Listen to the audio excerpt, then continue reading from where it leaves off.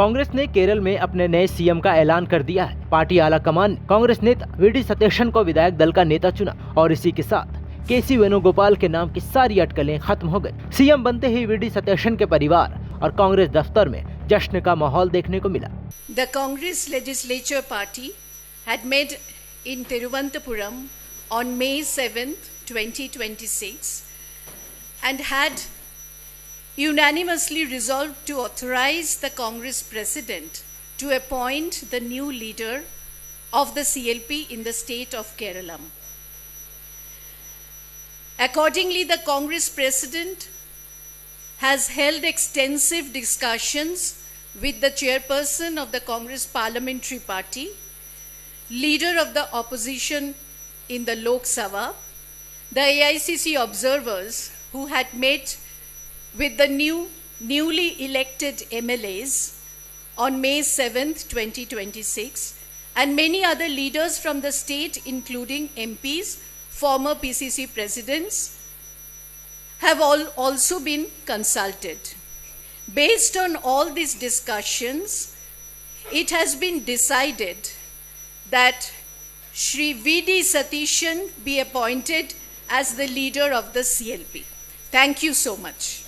ऐसे में अब सवाल कि आखिर केसी वेणुगोपाल का पत्ता काटने वाले वीडी सतीशन कौन है? पेशे से वकील वीडी सतीशन केरल के वरिष्ठ कांग्रेस नेता है जो लंबे समय से राज्य की राजनीति में सक्रिय रहे हैं और हाल फिलहाल के केरल विधानसभा में विपक्ष के नेता बने हुए।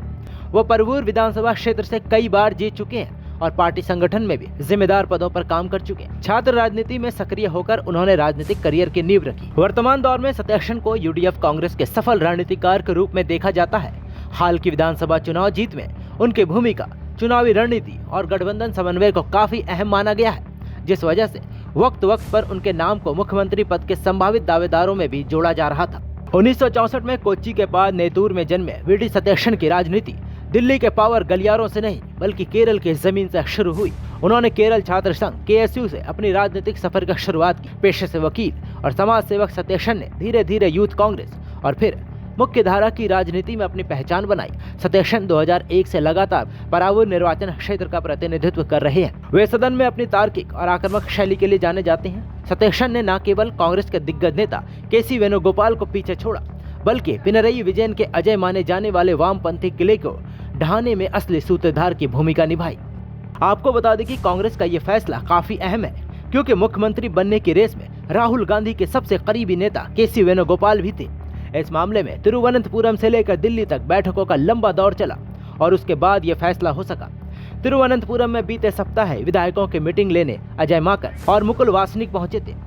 इस बैठक में उन्होंने विधायकों के अलावा अन्य नेताओं से भी राय ली थी। फिर दिल्ली में राहुल गांधी के साथ केरल के नेताओं की कई दौर की मीटिंग हुई। अंत में सोनिया गांधी से भी सलाह ली गई और फिर सीएम का ऐलान किया गया। 61 साल के वीडी सतीशन को लेकर कहा जा रहा था उन्हें केरल कांग्रेस के लोग काफी पसंद करते हैं। इसके अलावा नेता विपक्ष के तौर पर उनका केरल विधानसभा में जैसा काम था उसकी भी सराहना की गई थी। यही नहीं, विपक्ष में रहने के दौरान वो सड़कों पर भी प्रदर्शन करने के लिए आगे रहे। इसके चलते ये राय बनी कि सड़क से संसद तक उन्होंने विपक्षी नेता के तौर पर अच्छी भूमिका निभाई थी। माना जा रहा था कि केरल के संगठन में पकड़ का फायदा वीडी सतीशन को मिलेगा। कांग्रेस के लिए यह फैसला इसलिए भी अहम है क्योंकि केसी वेणुगोपाल मुकाबले में थे और उन्हें राहुल गांधी का करीबी माना जाता है। फिर भी फैसला वीडी सतीशन के पक्ष में हुआ तो ये काफी महत्वपूर्ण है। कांग्रेस सूत्रों का कहना है कि वीडी सतीशन को राहुल गांधी पसंद करते हैं और इसके अलावा इंडियन यूनियन मुस्लिम लीग का समर्थन भी सतीशन को ही मिला था। कांग्रेस की ओर से केरल का सीएम चुने लिए जाने के बाद उस खींचतान का अंत हो गया, जिसके चलते केरल में अस्थिरता की आशंका भी जताई जाने लगी थी। नमस्कार, मैं हूं मानक गुप्ता। अगर आपको हमारा ये वीडियो पसंद आया हो तो इसे लाइक और शेयर जरूर करें और हाँ, हमें सब्सक्राइब और फॉलो करना ना भूलें ताकि आप देश और दुनिया की कोई खबर मिस ना करें। तो जुड़े रहिए हमारे साथ और देखते रहिए News 24।